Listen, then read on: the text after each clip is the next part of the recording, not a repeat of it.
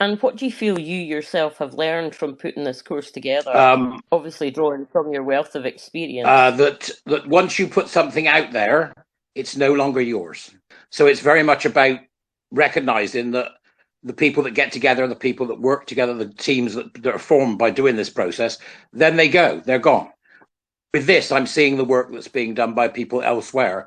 So it's good to see them walk away. So I now have a tremendous sense of responsibility. And so, do you think you cater for an international Well, I audience, or know do I you do. think it's So UK I based? know I do Yeah. now. So we've got people from Canada, Australia, France, um, Germany, Romania, and the UK, uh, Wales, Scotland. So it is international.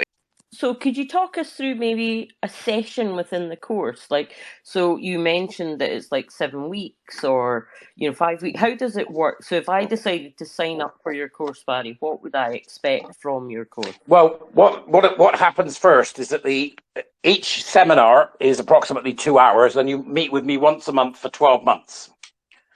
And that's so what they turn up. I've already written this course that's taking 7 or 8 weeks to do the seminar, and then we go through various ideas about what's going on in society. So there's a philosophy that comes with the program. Obviously, anything like this is going to have a philosophy, which is based on Enlightenment values and the idea of scientific discovery and reality. So we tend to use the mantra, "What do you think? What do you know? What can you prove?"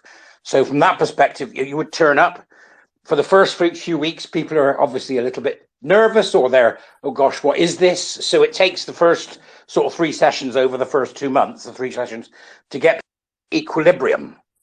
And punctuated equilibrium is the concept that for throughout history, from an evolutionary perspective, biology, 80% of the time, very little happens, and then 20% of the time, evolution goes really batshit crazy. So it's this concept of a really speedy change.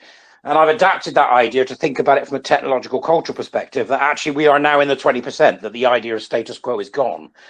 So we build those types of understandings as the sort of bedrock on which everything else that follows, so that people can recognize the culture in which we play.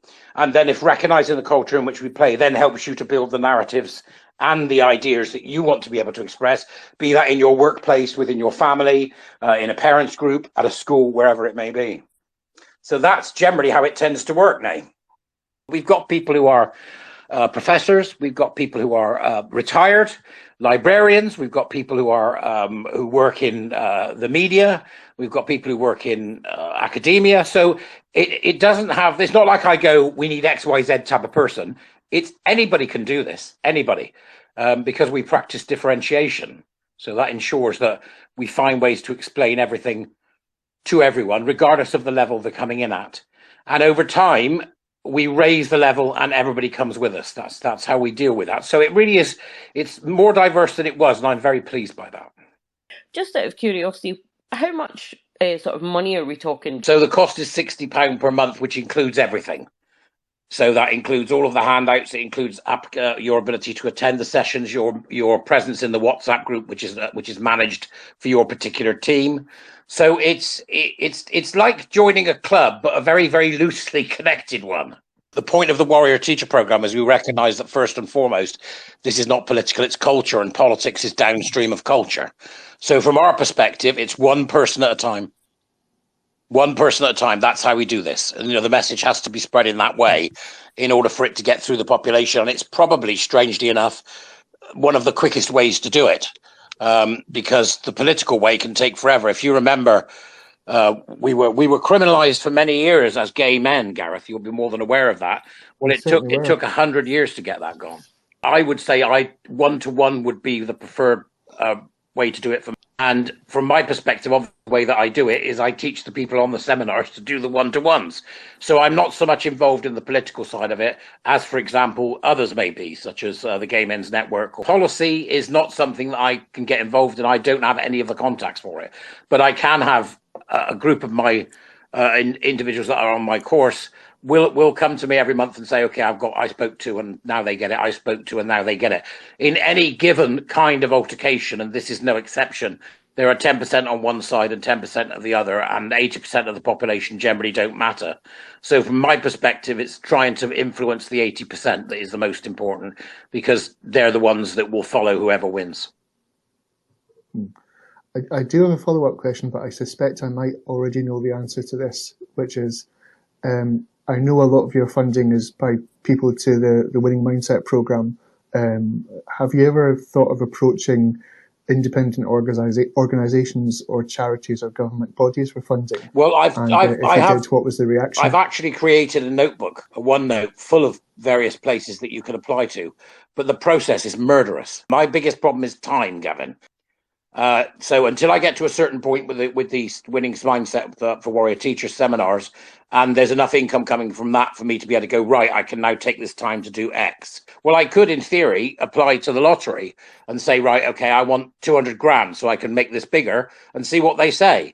But except that what you have to do to jump through those hoops is problematic. So I would much rather do this by a slow build, get to the point where I've got some extra cash, and then pay people so I can tell them what to do. Really, in all honesty, Gavin, my choice is that I'm just going to keep building in the hope I can make it big enough that I can do what I want to do first of all, which is get somebody to do me social media.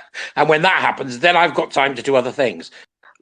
Now, I've heard you speak a number of times, Barry, and the one thing that always strikes me about you is you're incredibly vocal about safeguarding. You wouldn't just discuss a little bit about that and why you feel it is sort of the one of the most important things? Well, I mean, from my perspective, when it comes to, you're talking about under 18s in this particular case now, which is not my field of expertise by any means, but I would say that, you know, it's the safeguarding lens is the first lens, end of story. So essentially what I'm saying is that the safeguarding lens is the only lens when it comes to children in distress. There is no other lens. Yeah, I just wanted to ask, Barry, because I know that you were in Spaces originally, whenever you were formulating the Head Warrior Teacher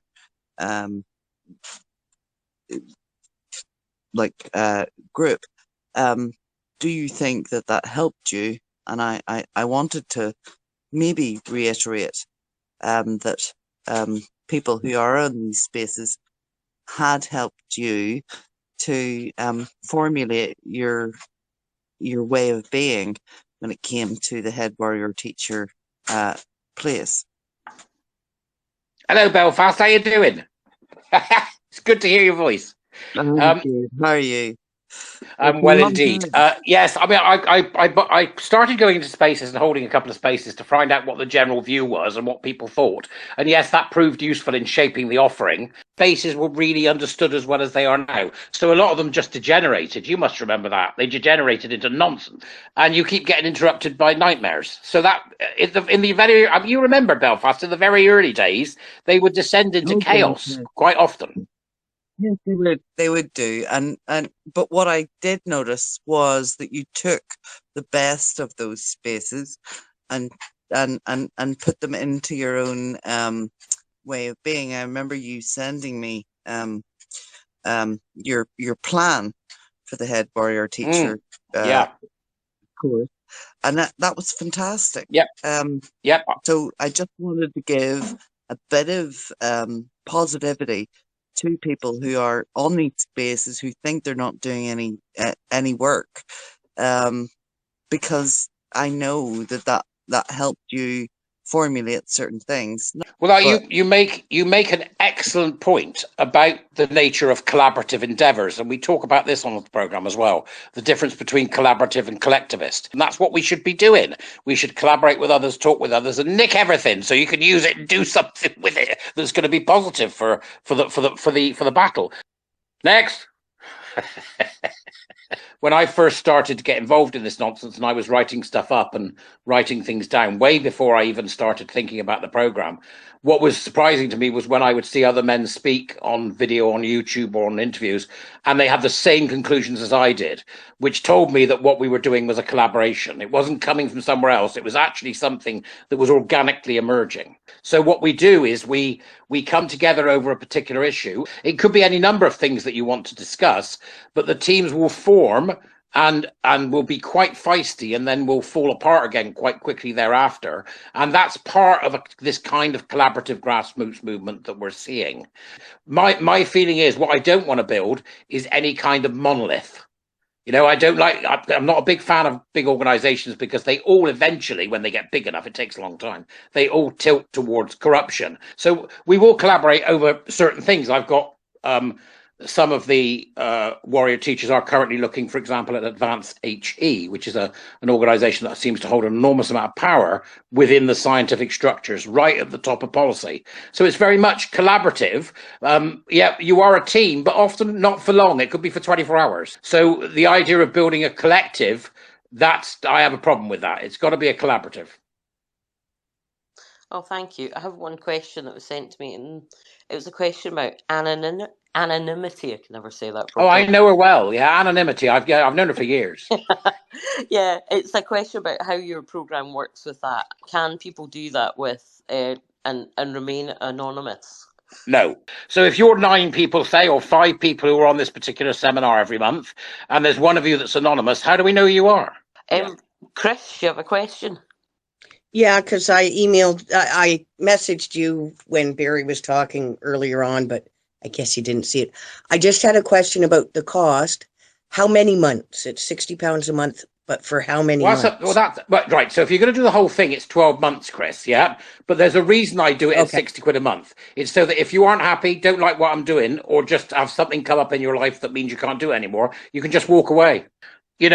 If you want access, you pay, you turn up. That's the commitment. If you don't turn up, that's up to you. You can do it for as long or as little as you like. But the dropout rate is very low. I'd very much like to be able to say, look, this is available and you can do it.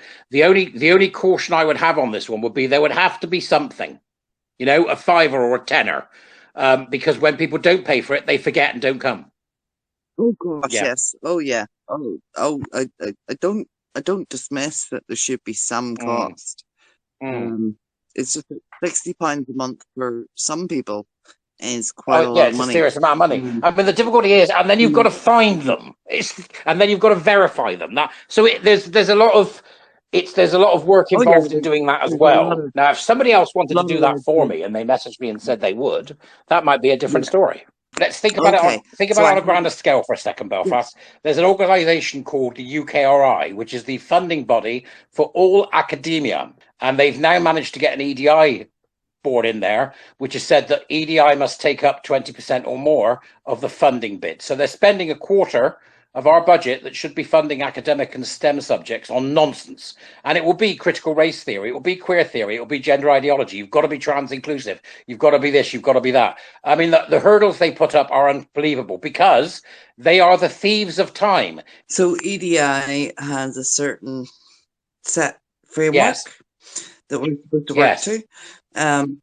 Do you have a link to that? Because I want to see that. Well, there's a document that I've got, Belfast, that I've put up a number of times, but I'll find it and I'll put it up again for you, that describes the difference between what I call EDI and the EDI that is being practiced, and then you can see the differentiation between the two and why it's a sticking problem. If you want to start a community interest company and you want to get some people in and try and get some funding, I mean, if you're going to get people into work for you, and let's say you had 2 people working for you on 25 grand a year, well, you're going to need 100k before you start. So you're then applying for big money. Once you apply for big money, they're going to look to see the financial backing of the people involved. So I tried to apply for a particular program going back 18 months ago to do with the government, and you had to have $250,000 in the bank to apply. So it's not made easy. So that's why we may well be better off, for example, with a fundraiser. So we know that the tentacles of gender ideology have spread far and wide across society. If you had a magic wand to wave and you could happily conscript all of us to kind of point north and point in the same direction on something, what do you think would be the most effective way to try and tear this down?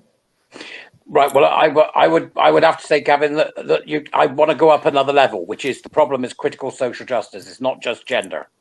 I just think people need to understand that it's possible that when we have a change of government, that we're going to be in darkness for between 4 and 8 years, but we need to keep going whatever happens, because the children that follow are the ones that need us to do it.